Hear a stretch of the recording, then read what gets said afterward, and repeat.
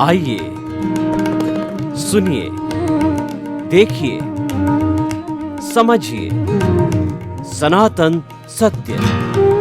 जैसी दृष्टि वैसी सृष्टि, दृष्टि विज्ञान। कुदरत, कुदरती रचना एवं कुदरत के कानून से शाश्वत सुख की प्राप्ति।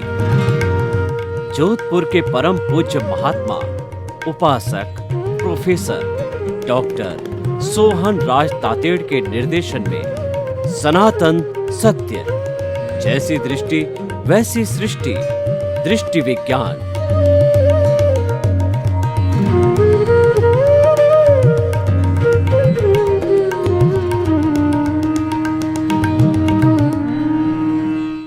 आज का हमारा बहुत सुंदर विषय 14 गुणस्थान। गुणस्थान का मतलब आत्मा की पवित्रता की स्टेजेस। आत्मा स्नेह स्नेह स्टेप बाय स्टेप जब शुद्धि को प्राप्त होती है उसको गुणस्थान बोला जाता है। ये कुल 14 स्टेजेज है, 14 गुण हैं जो कि आत्मा में एक के बाद एक आते हैं। और ये ऐसे 14 स्थान हैं जिसके अंदर आत्मा की शुद्धता की श्री वृद्धि होती है, उनको हम 14 गुणस्थान बोलते हैं। एक एक करके उस गुणस्थान कितने समय तक का होता है, उस गुणस्थान के अंदर किस प्रकार से आत्मा प्योरिटी को प्राप्त होती है और उस गुणस्थान से आत्मा की क्या प्रकृति बन जाती है, उसका हम आज खुलासा करेंगे। पहला जो है मिथ्या दृष्टि गुणस्थान, यानी कोई भी व्यक्ति मिथ्या दृष्टि उसे कहते हैं जो यथार्थ को अयथार्थ समझता है। जैसे मार्ग को कुमार्ग समझना, कुमार को मार्ग समझना, साधु को असाधु समझना, असाधु को साधु समझना, मुक्त को अमुक्त समझना और अमुक्त को मुक्त समझना, धर्म को अधर्म समझना, अधर्म को धर्म समझना, आदि आदि।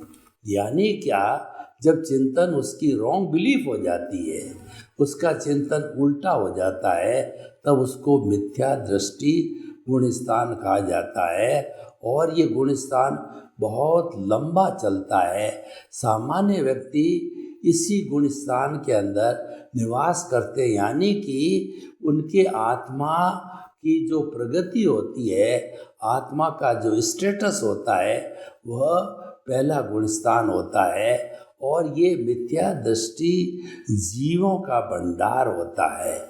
और देखिए, इस मिथ्या दृष्टि के अंदर भी एक बात कही गई है, भवी और अभवी की बात।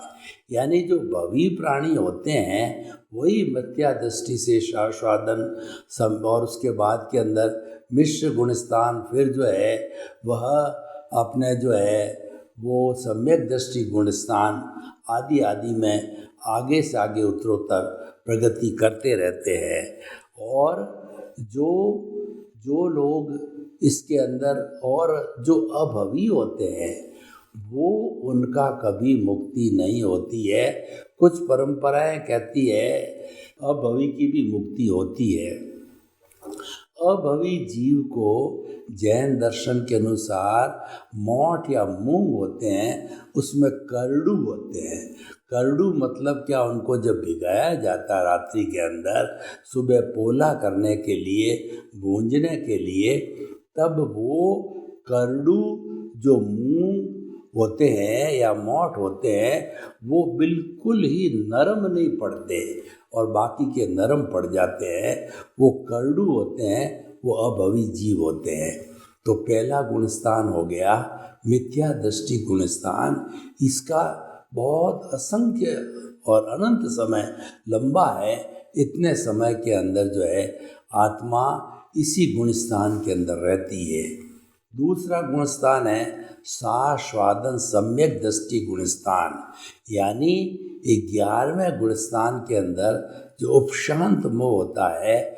उपशांत मोह ऐसा होता है कि कोई भी जो है चिंगारी जिसके ऊपर राख आ गई है, तो राख आने से वो चिंगारी दिखती नहीं है। अब तेज हवा चली और जो राख उड़ गई, उस तेज हवा का जो है वो कहना चाहिए कि लाभ जो मिला उस चिंगारी को मिला, और वो चिंगारी उस ऑक्सीजन रूपी तेज हवा को पाकर के भभक उठी और उसने दावा न लगा दिया।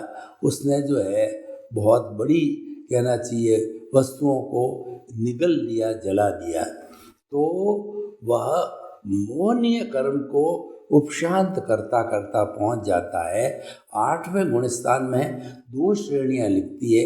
एक शपक श्रेणी होता है जो मोह का विलय करके चलता है, तो निश्चित रूप से उसी भव के अंदर मुक्ति को जाएगा। और 8वें में जो दिशा ले लेता है उपशम श्रेणी की, तो उन कषायों का उपशमन करता हुआ आगे बढ़ता है। तो वह जो है वह 11वें गुण स्थान में, जैसे सांप चिड़ी का खेल होता है, सांप को सांप काट जाता है 11वें गुण स्थान में, तो जीव रूपक के रूप के अंदर वह जीव जो आकर के दूसरे गुण स्थान में आ जाता है धीरे धीरे सांप चिड़ी के खेल के अनुसार।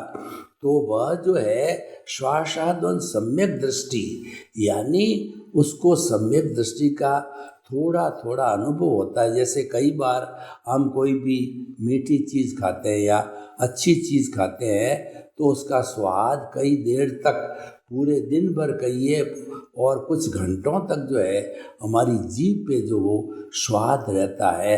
तो ये 6 वालिका का जो है हमारा जो दूसरा गुणस्थान है, स्वादन सम्यक दृष्टि गुणस्थान। अब देखिए, पहले गुणस्थान के अंदर आत्मा की जो कुछ भी समझ है, गाय को गाय समझना, भैंस को भैंस समझना, और आदमी को आदमी समझना, औरत को औरत समझना, ऐसे कुछ बेसिक जो है उसको फेथ हो जाती है, श्रद्धा होती है और उसको सही मान लेता है। तो उस श्रद्धा के कारण जो है सम्यक दृष्टि, जो सही दृष्टि है, उसके कारण जो है उसको फिर आगे उन्नति मिलती है। दूसरा तीसरा गुणस्थान, चौथा गुणस्थान मिलता है। और अगर उन्नति ये ना हो तो वो जिंदगी भर, जीवन भर पहले में ही पड़ा रहेगा, कभी भी जो है इस मुक्ति से बाहर नहीं निकल सकता। लेकिन ऐसा होता नहीं है। उसको जो है उसकी जो कुछ भी जो है सच्ची दृष्टि है, उसके पीछे उसके गुणस्थान का विकास होता है। अब जो है तीसरा गुणस्थान होता है मिश्र गुणस्थान। मिश्र गुणस्थान के अंदर जीव जो है वो संशय में रहता है कि आत्मा है या नहीं, आत्मा कहाँ रहता है, आत्मा क्या करता है, और आत्मा को हथेली पे दिखाया जा सकता है क्या। इस तरीके के वो चिंतन करता करता संशय में रहता है। इसीलिए मिश्र गुणस्थान कहा जाता है।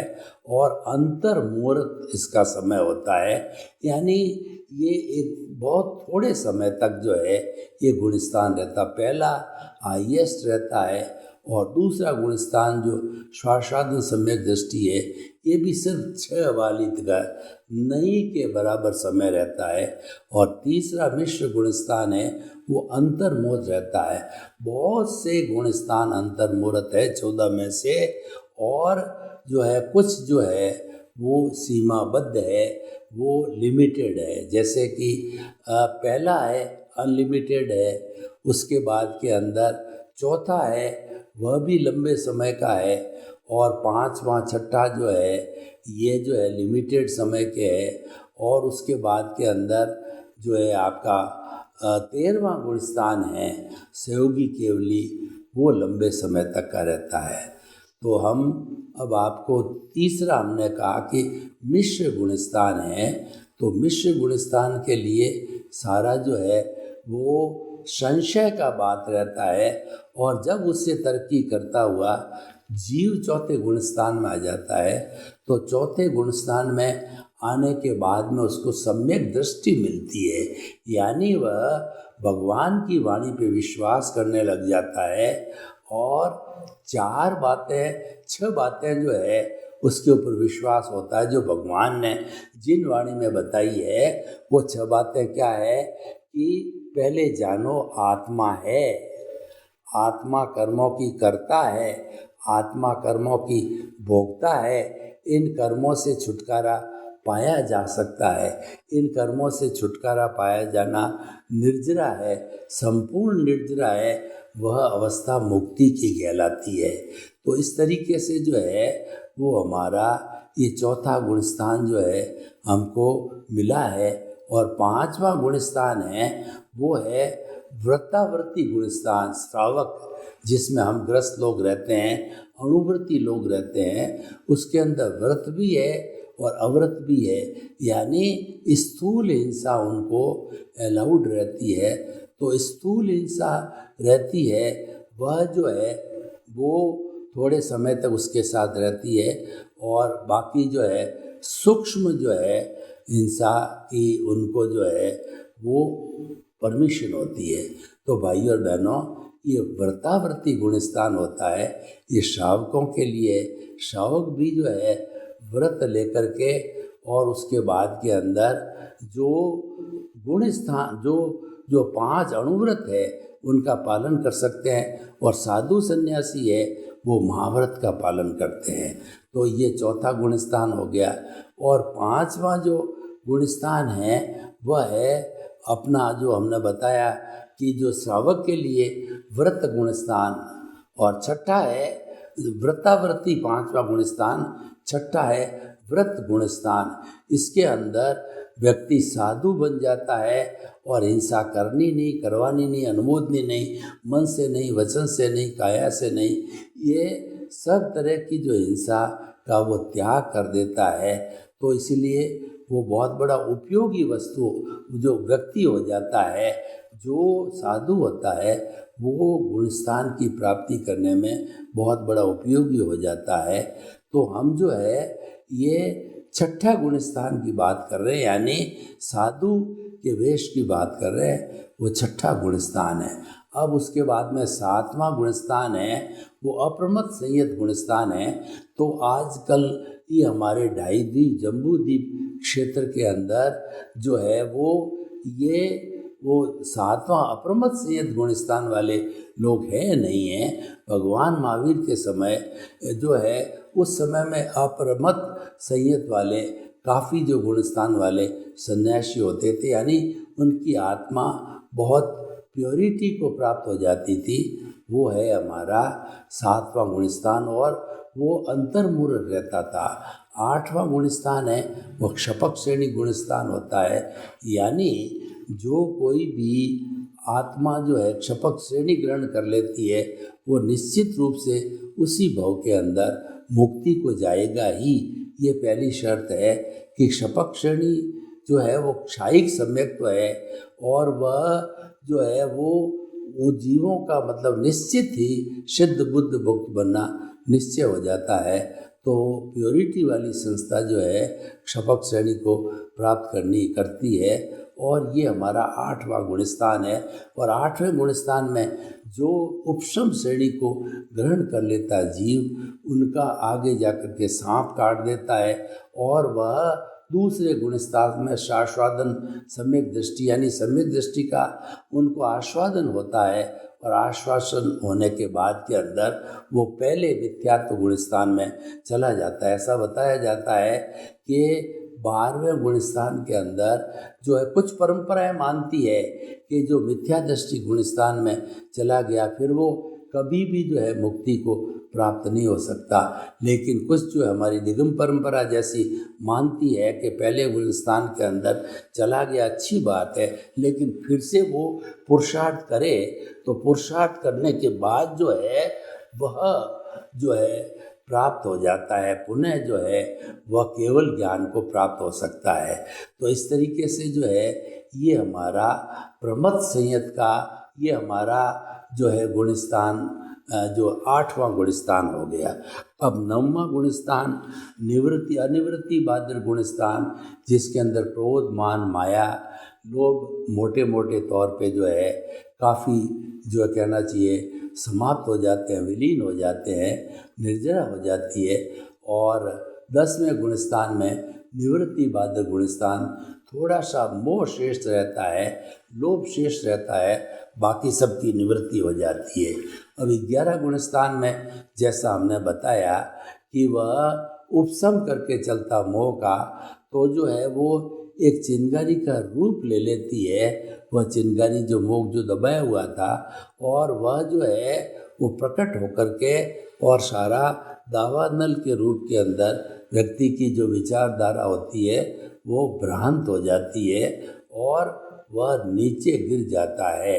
दूसरे स्वासादन गुण स्थान में नीचे आता है, और फिर वहाँ से पहले गुण स्थान में भी जो है वो विद्या दृष्टि गुण स्थान में भी जा सकता है। तो इस तरीके से ये हमारा 11वां हो गया। 12वां जो क्षपक श्रेणी लेता है वह 11वें को टच नहीं करता है। 12वें गुण स्थान में वीत राग बन जाता है, यानी जो है ज्ञानावर्णीय, दर्शनावर्णीय और मोहनीय कर्म तीनों खप जाते हैं।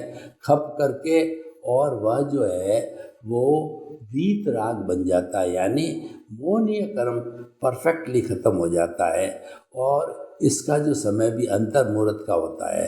8वां, 9वां, 10वां, 11वां, 12वां और जो है ये सब जो है अंतर मुहूर्त के गुण स्थान होते हैं। तो अब इस गुण स्थान के अंदर वीत राग गुण स्थान के बाद के अंदर जो है हमारा केवल ज्ञान, हमारा जो है वह जो 4 घाती कर्म हैं, ज्ञानावर्णीय कर्म, दर्शनावर्णीय कर्म, मोहनीय कर्म, तो 12वें गुण स्थान में घात हो जाता है।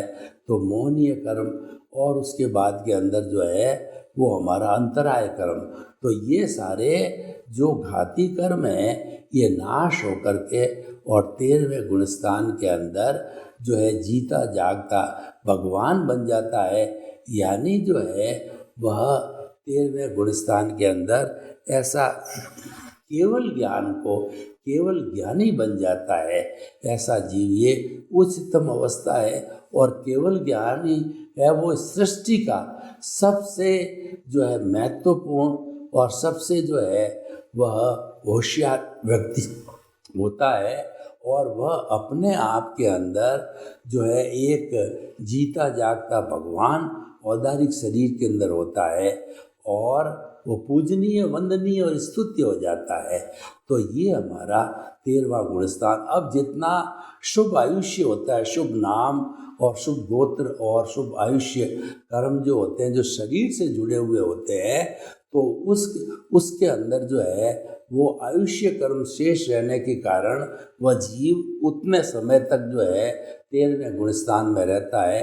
और जब आयुष्य संपन्न हो जाता है तो 14वें गुण स्थान में अ, उ, री, ल वो इतना जो है बोले उतने समय तक, क्योंकि मोहनीय कर्म क्षीण हो गया।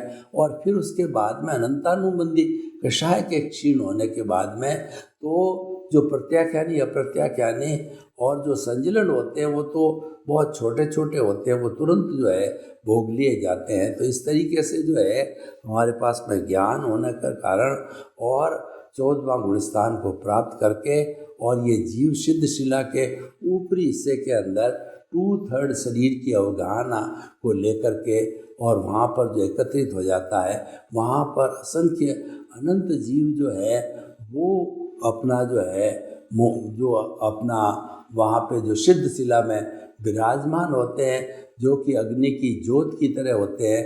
और वह ज्योत किसी एक शरीर को दूसरे शरीर यानी से दूसरे की लौ से जो है उसको कष्ट नहीं देने वाली होती, यानी असंख्य आत्माएं जो है सिद्ध शिला के अंदर मुक्त होकर के विराजमान हो सकती है। तो हम ये कहना चाहते हैं, इन भावों को प्राप्त करने के लिए हमारा शुभ और शुद्ध का जो साधन है वो हमारे पास है, उसका सही सही उपयोग किया जाना चाहिए। जब हम कोई शुद्धता की बात का उपयोग कर लेते हैं तो गुण स्थानों का जो है स्थान प्राप्त हो जाता है, क्योंकि गुण स्थान के अंदर जो है हम सारे जो है शुभ भावों को आगे से आगे बढ़ाते जाते हैं।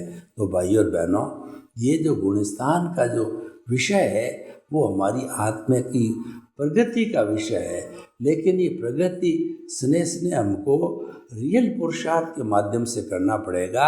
हमें जो है सनातन सत्य की कुछ एप्लीकेशन करना पड़ेगा कि सनातन सत्य के माध्यम से हम आपको इस विश्व की अल्टीमेट रियलिटी देना चाहते हैं, ताकि कि आपकी रॉन्ग बिलीफ समाप्त होकर आपको राइट बिलीफ हो जावे। और जो है इस सनातन सत्य को के आधार जो हमारे हैं वो कुदरत रचना और कुदरत के कानून के ऊपर आधारित है। कुदरत का अर्थ होता है प्रकृति, और ये प्रकृति के जो है जड़ पदार्थ रूप में होती है, और जो हमारी चेतना होती है वो चेतन पदार्थ होता है। और जड़ और चेतन का दोनों का कॉम्बिनेशन होता है, तो वो 14 गुणस्थान को प्राप्त करते रहते हैं। तो हमारा जो शाश्वत सत्य का सनातन सत्य का जो है वो समावेश मैं इस तरीके से करता हूँ कि सनातन सत्य का अर्थ ये होता है कि हमारी आत्मा पवित्रता की ओर आगे बढ़ रही है। हमें उन पवित्रता के स्थान को पूरा ध्यान रखना चाहिए। तो 14 गुणस्थान हमारी आत्मा के उत्थान के लिए बहुत ज़रूरी है। इनका गहन अध्ययन किया जाना चाहिए, और इसके बारे में तो अभी घंटों घंटों चर्चा की जा सकती है, लेकिन समय की प्रतिबद्धता को देखते हुए हम मुख्य रूप से ये बात बताना चाहते हैं कि हमारी जो चेतना है, यह चेतना जब जो है पुरुष है और प्रकृति है, हमारा जो मन वचन काया वो प्रकृति है, तो प्रकृति से प्रभावित होकर के और जो है हम कुछ गलत काम कर बैठते हैं। यानी जो हमारा पुरुष है, जो भीतर शुद्ध आत्मा भगवान जो पुरुष है, जो एकदम प्योर है, वो उसकी प्योरिटी को प्राप्त करने के लिए हमें जो इस साधन का जड़ साधन का उपयोग किया जाता है। तो आज जो 14 स्थान की हमने स्टडी की है, तो उनके स्टडी के हिसाब से ही हमें जो है वो गीता के सिद्धांत वगैरह की जानकारी हो जाती है। क्योंकि हमारी जो जैन परंपरा है वह जो है आत्मा का कर्मों को ही प्रमुखता देता है कि व्यक्ति के जैसे जैसे कर्म हैं उसी के अनुरूप जो है उसको चिंतन वो करेगा और उसको फल मिलेगा। तो इस तरीके से जो है हमारा 14 गुणस्थान का जो विषय है वो बहुत सुंदर तरीके से है, और इसको बहुत अच्छी तरह से हम आपको समझाया जा सकता है कि 14 गुणस्थान का जो हम विवेचन विवरण करते हैं उसका मुख्य कार्य है कि आपको सनातन सत्य जो है देना होता है। तो सनातन सत्य के अंदर हमारे मुख्य रूप से जो 2 सिद्धांत मैंने आपको बताया कि जो है वो मन वचन काया से मुक्त ऐसा मैं शुद्ध आत्मा हूँ। जब हम शुद्ध आत्मा के अनुभव की ओर प्रेरित होते हैं तो वह शुद्ध ज्ञान हो जाता है, और शुद्ध ज्ञान होने से नए कॉजेस नहीं बनते हैं। नए कॉजेस जब नहीं पड़ते हैं तो हमको भुगतना नहीं पड़ता है, बार बार जन्म लेना नहीं होता है। अगर हमारे कॉजेस कुछ भवों के अंदर बिल्कुल नहीं गिरे तो नहीं पड़े तो कुछ ही भवों के अंदर हमारा जन्म जन्मांतर का जो डिस्चार्ज है वो बर्फ़ की शिला की तरह पिघलता रहता है, और हम जो है वह हमारे पास जो साधन है शुद्धता के उनके सहयोग से जो है हम सिद्ध बुद्ध और मुक्त तक बन सकते हैं। तो भाई और बहनों, आइए हम ये 14 गुणस्थान को समझ करके और संकल्प लें कि जब हमारे पास में इतना बहुत बड़ा चिंतामणि रत्न है शुद्ध आत्म स्वरूप का, तो क्यों नहीं हम अपने जीवन के अंदर यानी हमारे इस सांसारिक जीवन के अंदर प्योरिटी को प्राप्त करें। तो सांसारिक जीवन हमारा अच्छा बने तो उसके लिए हमारे को जो है वो कुछ ऐसे सिद्धांत 1 या 2 लंबे सिद्धांत की हम बात नहीं करते हैं, वो हर क्षण केंद्र में रहना चाहिए। तो पहला सिद्धांत मैं आपको बताता हूँ, आपको अगर जीवन में विकास करना है, आपको रियल पुरुषार्थ की तरफ जाना है, तो आप चेतना को हमेशा केंद्र में रखिए। जो व्यक्ति चेतना को केंद्र में रखता है और केंद्रता से जो केंद्र में रख कर के उसकी जो मदद ली जाती है तो उसके अनुरूप हमारी शुद्धि होती रहती है, एक पॉइंट। दूसरा ये है कि जो हमारा भुगतान चल रहा है वो भुगतान के साथ हमको तन्मयाकार नहीं होना है, क्योंकि वह तो पीछे से होकर के आया है और वह इस पूरे जन्म पर चलता रहेगा। उसके साथ जुड़ना नहीं, तन्मयाकार नहीं होना, ज्ञाता दृष्टा रहना, वेद विज्ञान करना। तो हमारा यहाँ आकर के जो है यह पूरा 14 गुण स्थान के साथ में जुड़ता है हमारा सनातन सत्य का कार्यक्रम। वो ये कहता है कि हम 24 घंटे अपनी चेतना को केंद्र में रखते हुए मन वचन काया से मुक्त, ऐसा मैं शुद्ध आत्मा हूँ, एक महामंत्र जब हम पैदा कर देंगे तो हमारा चेतना का 14 गुण स्थान के माध्यम से विकास होता रहेगा। सर्वे भवन्तु सुखिनः, सर्वे सन्तु निरामया।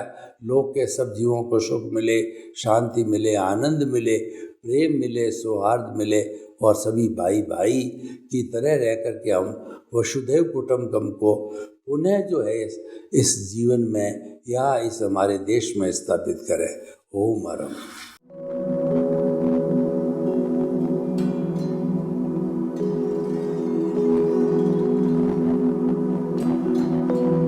एक ऐसा अंतर्राष्ट्रीय ख्याति प्राप्त मानव जो गुरु प्रेरणा से पिछले 20 वर्षों से वानप्रस्थ जीवन जीते हुए 24 घंटे मानवता की सेवा में संलग्न है।